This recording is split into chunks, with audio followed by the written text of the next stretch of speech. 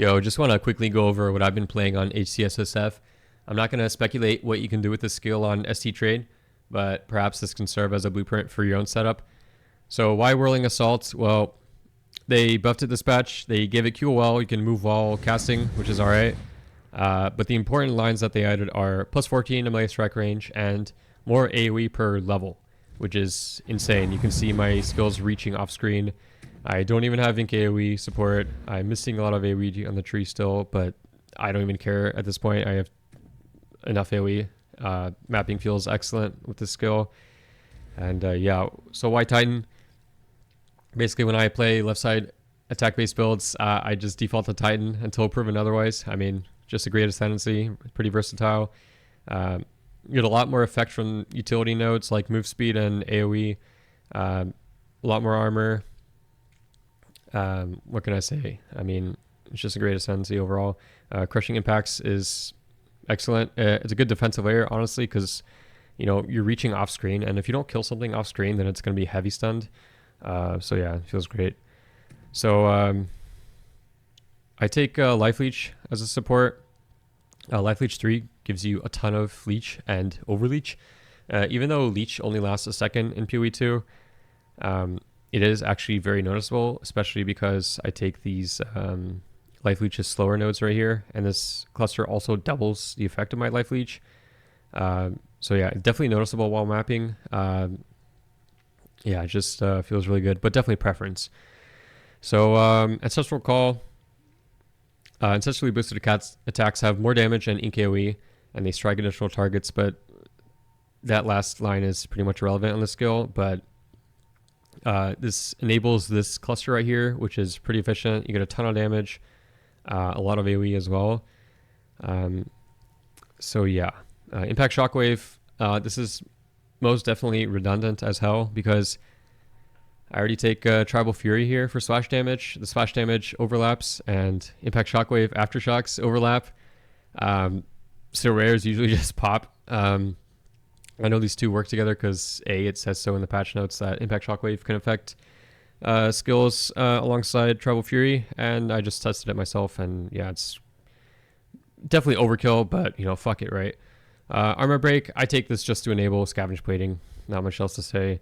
Heavy Swings, a ton of damage. The less attack speed means literally nothing for the skill because you have +1 second to total attack time, so scaling attack speed's pretty inefficient for the skill, and it doesn't really matter to have more attack speed with this skill because you'll quickly get to a point where you just swing for like 1 or 2 ticks and then dodge roll into a sprint onto the next pack.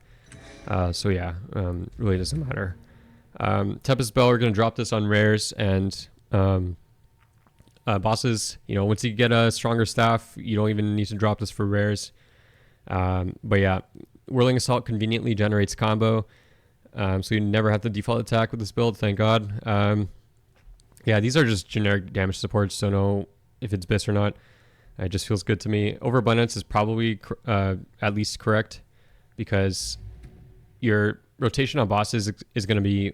I have an Infernal Cry and Mantra. I just keep these buffs up at all times.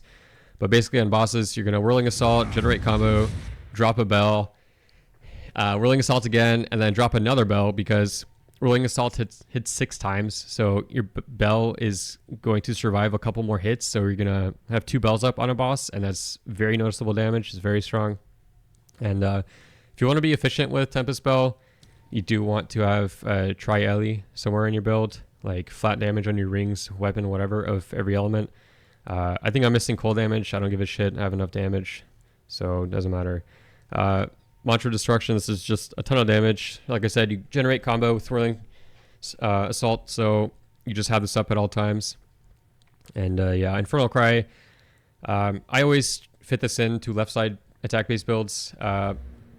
I mean, just feels efficient taking these Warcry nodes. With this setup right here, Warcry's at minimum of 10 power, plus Raging Cry, and the new Echoing Cry support. Basically Warcry, and I can have permanent Rage. It is nice that they changed Rage to decay after 4 seconds instead of 2. But as long as you have this setup and some like +1 Rage somewhere in your build, then you're pretty much never gonna go below rage cap. So yeah, very efficient setup to have, but not necessary. I just don't mind clicking a button every 15 seconds. So yeah, Herald of Ash, I mean, not necessary, but you know, just take it anyway, whatever. And Scavenge Plating, but that's personal preference. So yeah, what else? You can fit in Charge Staff with this setup. I didn't bother to.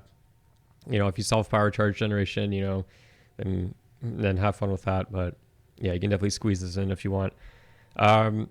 So for leveling, I should say I didn't level with this character.